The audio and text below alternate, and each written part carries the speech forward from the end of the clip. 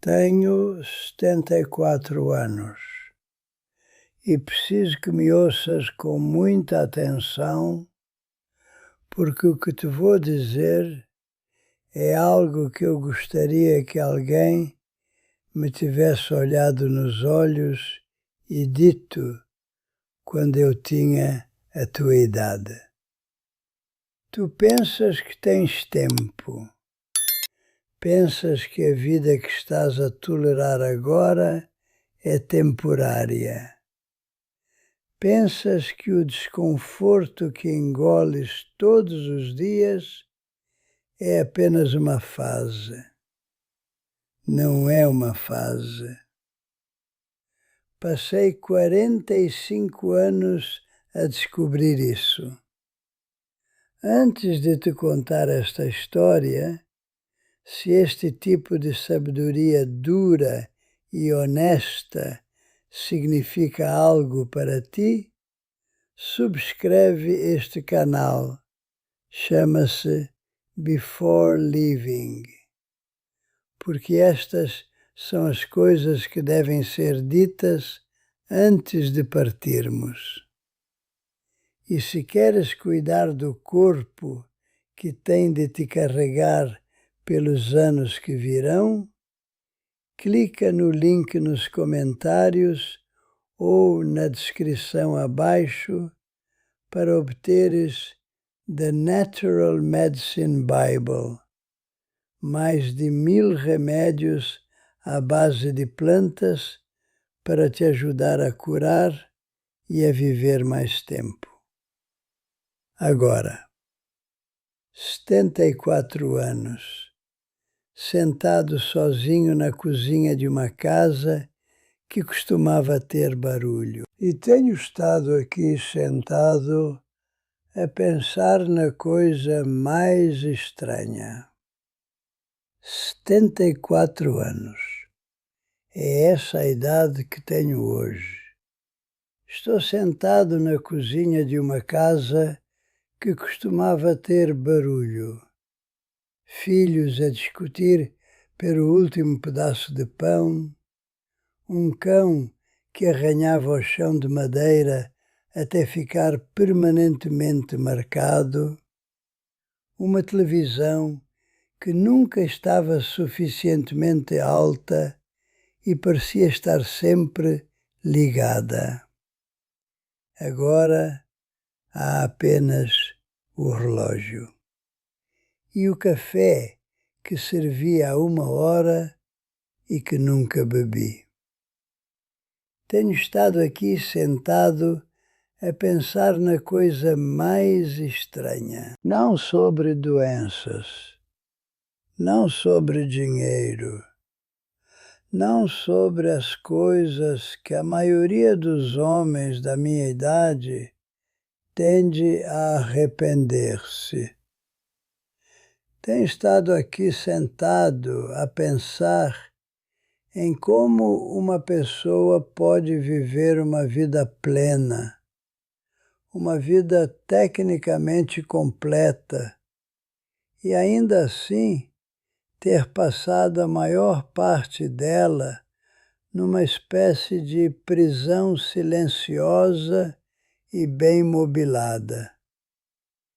E o carcereiro não era uma pessoa. O carcereiro era o medo. Eu soube que algo estava errado em 1979. Quero que entendas isso. Não fui enganado durante 45 anos. Não estive alheio.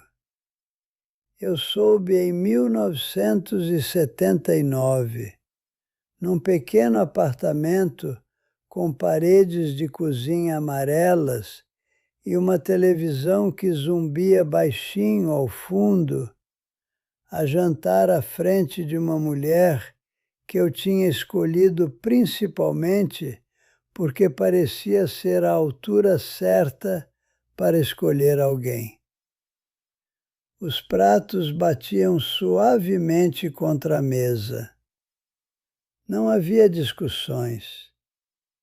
Não havia frieza, havia apenas nada. Uma espécie de vazio agradável que eu confundi aos 28 anos com paz. E lembro-me do pensamento exato que me passou pela mente como fumo. Não é assim que a felicidade deve ser. Não disse isso em voz alta. Não o escrevi. Dobrei-o cuidadosamente, coloquei-o num lugar muito profundo dentro de mim e continuei a comer. Esse foi o meu primeiro erro. Não o casamento, não a escolha. O silêncio que escolhi manter em volta da verdade. Podes pensar que fiquei porque a amava. Podes querer que essa seja a história. Seria uma história mais digna, mas não te vou dar uma mentira digna aos 74 anos. Já não tenho utilidade para elas. Fiquei porque tinha medo. Medo da papelada, o que parece ridículo, mas é verdade.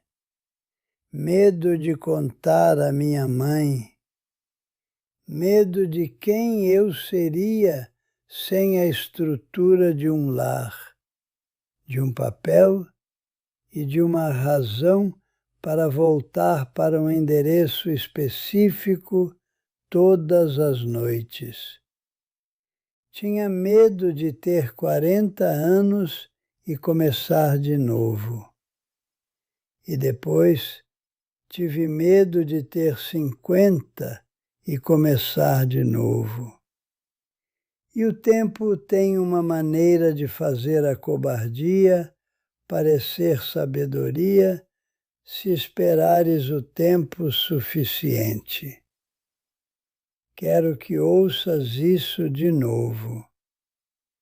O tempo tem uma maneira de fazer a cobardia parecer sabedoria se esperares o tempo suficiente.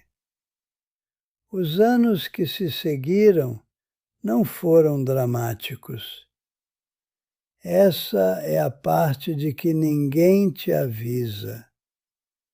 Não houve discussões aos gritos, não houve casos extraconjugais, nem violência, nem eventos que justificassem a dissolução de algo sólido no papel. Houve apenas silêncios cada vez mais longos, noites em lados opostos de uma sala a ver programas diferentes. Manhãs de domingo a ler secções diferentes do mesmo jornal sem falar. Quero que imagines isso.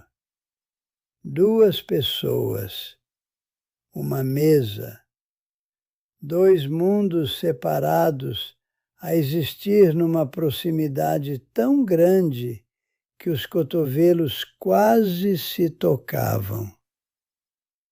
Houve uma terça-feira em março de 1996 em que penso mais do que em qualquer outro momento do meu casamento.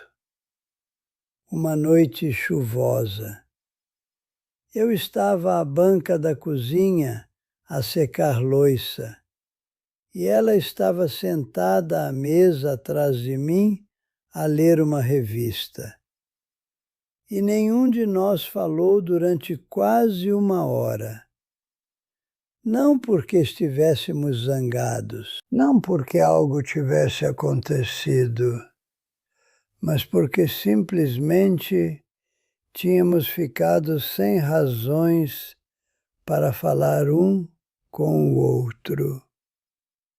Todas as palavras que alguma vez precisamos de trocar já tinham sido trocadas, e o que restava era apenas o som da chuva e o folhear das páginas. E eu sequei aquela louça e arrumei-a e fui para a cama. Quero que entendas algo sobre o silêncio. Ensinam-nos que a violência é a grande destruidora das relações. Ensinam-nos a vigiar a crueldade, o desprezo e a voz levantada. Mas digo-te, do fim de uma longa vida, que o silêncio pode causar mais danos do que qualquer discussão. Porque, pelo menos, uma discussão significa que duas pessoas ainda acreditam que vale a pena lutar com a outra. O silêncio significa que elas deixaram de acreditar até nisso. Os filhos acabaram por sair, um a um, caixas de cartão levadas para os carros à porta, abraços finais que duraram mais alguns segundos do que o normal, porque ambos sabíamos que a casa seria diferente depois. Eu tinha dito a mim mesmo, silenciosa e privadamente, que o ninho vazio traria algo de volta, que sem o barulho e a logística de criar filhos, nos redescobriríamos.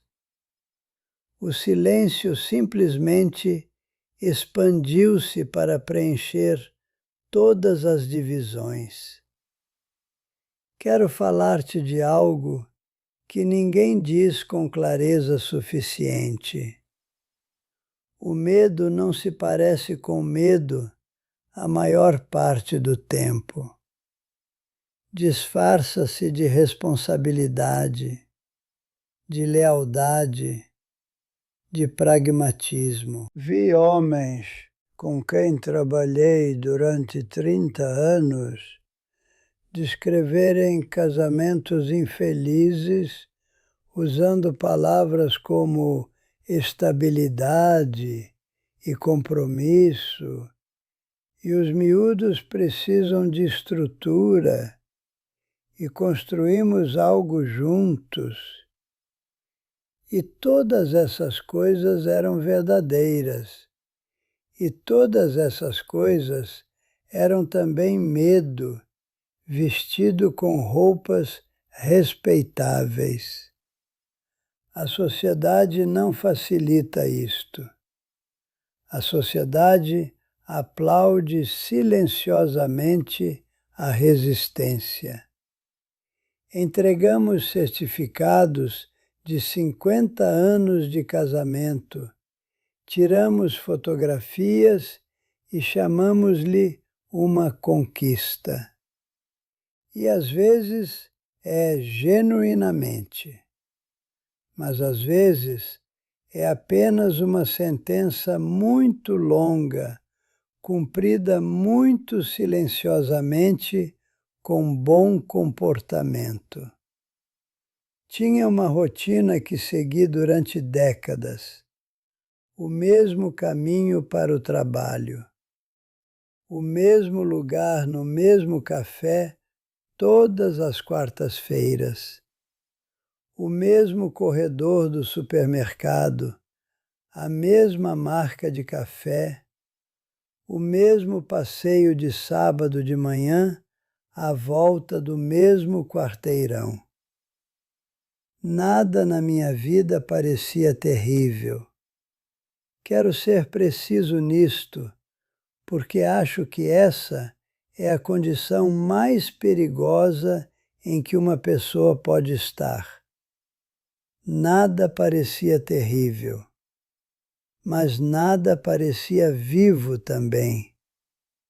E o conforto, digo-te eu, pode apagar silenciosamente décadas inteiras. Podes levantar a cabeça de uma rotina e descobrir que passaram 15 anos e estiveste presente em todos eles, mas não viveste genuinamente quase nenhum deles. No inverno passado, remexi numa velha caixa de fotografias e descobri que todo o período dos meus 40 anos podia ser resumido em, talvez, 11 fotos. Férias, graduações, uma viagem onde todos sorriem de uma forma que parece correta. Eu estava nessas fotografias. Eu estava ali mesmo, mas eu não estava dentro da minha própria vida. E agora não há porta de volta para esses anos. É essa coisa sobre o tempo que os jovens ainda não aprenderam a temer. Ele não negocia, não oferece reembolsos nem extensões. Simplesmente avança, quer tenhas decidido avançar com ele ou não. A casa está silenciosa esta noite. As escadas rangem quando não está ninguém nelas. O frigorífico zumbe na cozinha. As divisões parecem maiores do que costumavam ser. E acho que é porque uma sala cheia de vida não vivida se expande na memória para conter todas as coisas que deviam ter acontecido nela. O medo que me impediu de partir acabou por se tornar insignificante. Essa é a parte mais cruel desta história. A coisa de que eu tinha tanto medo, começar de novo, ficar sozinho, ser visto como alguém que falhou, acabou por acontecer de qualquer maneira. O tempo tirou a decisão das minhas mãos. Sento-me no quintal algumas noites e observo a luz apagar-se atrás das árvores. E deixo-me perguntar, brevemente, como teria sido se tivesse escolhido a coragem em 1979, ou em 1987, ou mesmo em 1996, naquela terça-feira chuvosa com a louça e a revista. O que poderia ter crescido no espaço que o medo estava a ocupar? Não me deixo ficar nesse questionamento por muito tempo. Essa versão da minha vida existe apenas na imaginação. Não posso viver lá. Mas tu ainda podes viver de forma diferente. Se estás a ouvir isto esta noite e algo no teu peito tem estado a responder silenciosamente a esta história, quero que me ouças diretamente. O medo não é um guardião, é um ladrão. Não te protege da dor. Simplesmente determina que tipo de dor vais carregar. A dor do risco ou a dor de uma vida passada a acomodar algo que nunca te esteve a servir. Há mais uma coisa que quero dizer antes de ir. Tenho andado a ler ultimamente sobre como o corpo guarda o que a mente se recusa a processar. Como longos anos de estresse não examinado e emoções reprimidas se instalam no corpo como sedimentos. Como os homens que viveram mais tempo e de forma mais vibrante não foram os que mais aguentaram.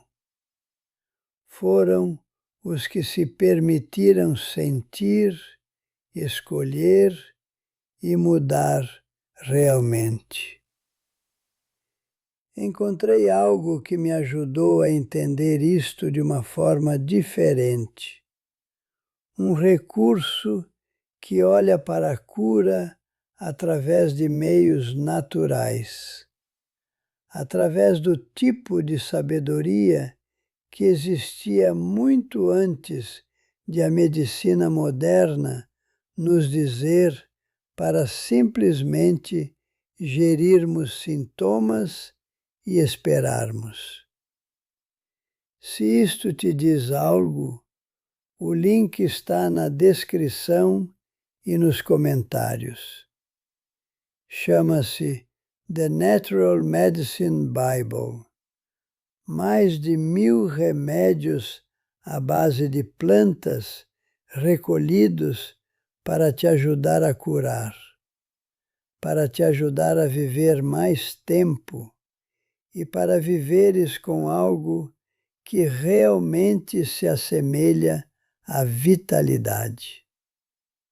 Porque sobreviver a uma vida longa não é o mesmo que viver uma. E a coisa mais perigosa que o medo rouba não é a tua felicidade, é a vida que nunca percebeste que estavas a dar de graça.